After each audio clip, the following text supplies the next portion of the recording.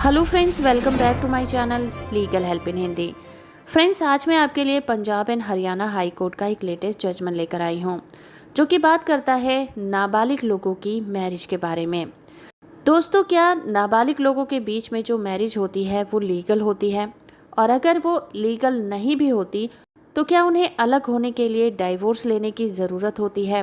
कुछ इसी तरह का सवाल उठाता है हमारा आज का ये जजमेंट की पीडीएफ कॉपी का लिंक आपको नीचे डिस्क्रिप्शन में मिल जाएगा, वहां से आप इसे डाउनलोड कर सकते हैं। और वीडियो इन्फॉर्मेशन अच्छी लगे तो आप इस वीडियो को लाइक, शेयर और चैनल को सब्सक्राइब करना बिल्कुल मत भूलिएगा।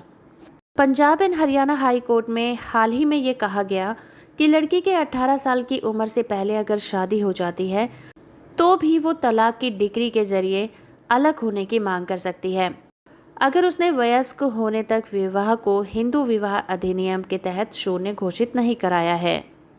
इस केस की सुनवाई जस्टिस रितु बहारी और जस्टिस अरुण मोगा की पीठ कर रहे थे।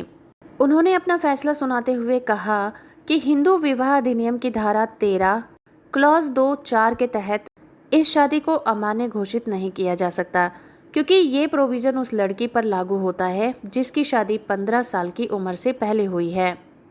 कोर्ट ने कहा कि अगर 18 साल से कम आयु की लड़की या फिर 21 साल से कम आयु के लड़के की मैरिज हो जाती है तो वो शून्य विवाह नहीं होगा, बल्कि वो शून्यकरणीय विवाह होगा। शून्य विवाह और शून्यकरणीय विवाह के ऊपर मैं एक डिटेल में वीडियो बना चुकी हूँ, आप चाहें तो उस वीडियो को देख सकते हैं और समझ सकते हैं दोनों के बीच का डिफरेंस।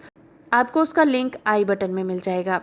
कोर्ट ने कहा कि सेक्शन 13 क्लॉज 2(4) के तहत इस मैरिज को शून्य करने के लिए एक याचिका दायर की जा सकती थी। अगर पत्नी की शादी 15 साल की उम्र में हो गई थी और वह 18 साल की उम्र से पहले शादी के विघटन यानी कि खत्म करने के लिए याचिका को दायर कर सकती थी, उसके पास समय था। अगर हम मामले की बात करें तो दोनों पार्टियों ने हिंदू रीति रिवाज और समारोह के अनुसार विवाह किया था। उस समय पति की उम्र 23 साल थी और पत्नी की उम्र 17 साल की थी। वो दोनों साथ रहते थे और 11 साल तक वैवाहिक जीवन में साथ रहे और उन्हें एक बच्चा हुआ। 11 साल के बाद उन्होंने फैमिली कोर्ट के सामने म्यूचुअल कंसेंट से डाइवोर्स के लिए हिंदू विवाह अधिनियम 1955 की धारा 13B के तहत एक म्यूचुअल याचिका दायर की थी।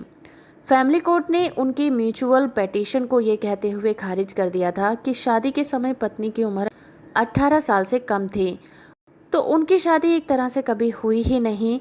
जिसको वो मैरिज कह रहे हैं वो कभी लीगल थी ही नहीं और इसलिए उन्हें हिंदू विवाह अधिनियम की धारा 13 क्लॉज 2(4) के तहत विवाह को रद्द कराने की ज़रूरत ही नहीं है।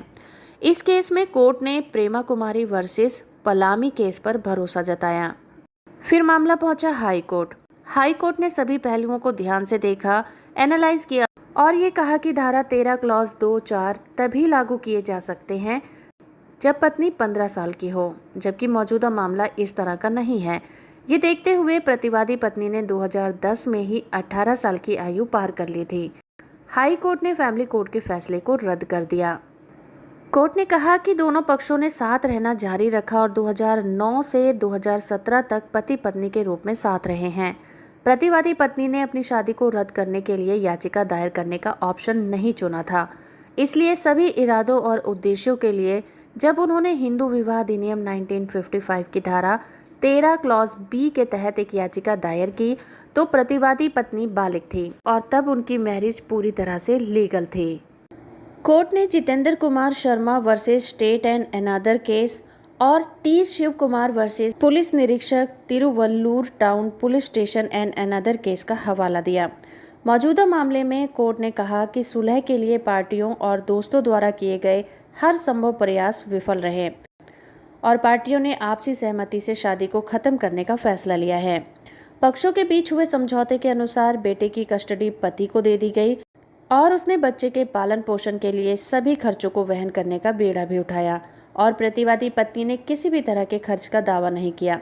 इसलिए डिक्री शीट तैयार करने के निर्देश के साथ अपील की अनुमति दे दी गई। तो ये था दोस्तों Punjab and Haryana high court का एक लेटेस्ट जजमेंट नाबालिग मैरिज को लेकर। होप कि आपको ये वीडियो पसंद आया होगा। वीडियो इन्फॉर्मेशन अच्छा लगा है तो आप इस वीडियो को लाइक, शेयर और चैनल को सब्सक्राइब करना बिल्कुल मत भूलिएगा।